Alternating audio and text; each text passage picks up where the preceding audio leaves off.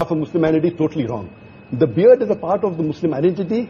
Wearing the cap, or at least covering the head, whether with a scarf or with a gatra like the Arabs do. But sir, what about what Shahrukh said? And I know a lot of my friends say this, that and all of us, no matter what faith we come in, we interpret our faith differently. We take away some things, we don't do some things. Does that make us any less of Hindus, Muslims, Christians? No, as I said, that Muslim is a person who submits his will to God.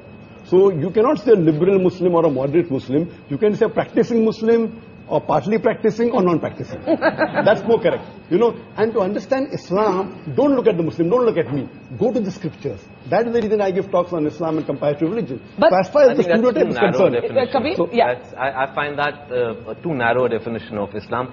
I personally reject all rituals. But Islam is part of my culture and my ethos. I'm as proud a Muslim as anybody else on this podium. But I don't have to wear it on my sleeve, and I think that's too narrow a definition of Islam. I'd like to make a point. Yeah. They talked about people being stereotyped because of the beard and the cap and the hijab. Then we should say that all Sikhs are stereotyped.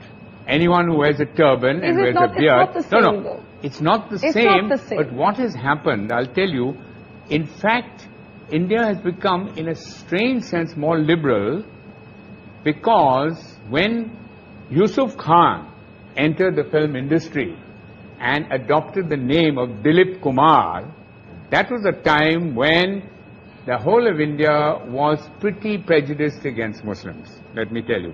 And Meena Kumari, who was she? She was also a Muslim. Why were all the names? Shahrukh is an amazing example of a Muslim who is now the Badshah of Bollywood with a Muslim name. He didn't have to change his name. So something has happened. Would you have ever changed your name? To Akshay Kumar, yes.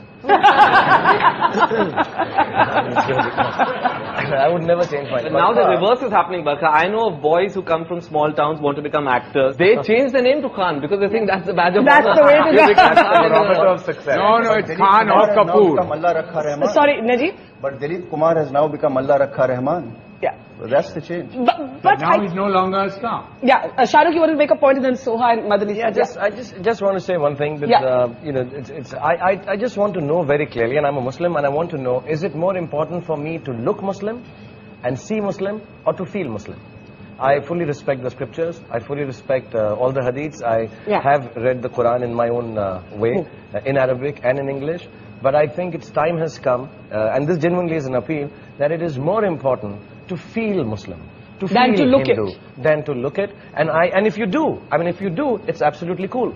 And if you don't, it's absolutely cool. Dr. Naik, quick response to that, and I've got 2 guests waiting to speak. I think the best is to practice Muslim is number one. Yes. Appearing is important, but lower down. I'm not saying appearing is the most important. For a person to practice Islam is more important. Beard comes lower down. Beard is not in the 70 major sins that it's not there. But you know, what about what Kabir is saying? And there was a story of a young boy whom I interviewed, who studies in a convent school in Madhya Pradesh. And he's a poor boy. And the school rules wouldn't allow him to wear a beard. He went all the way to the Supreme Court to say, I must be allowed to keep my beard. Otherwise, I prefer not to study.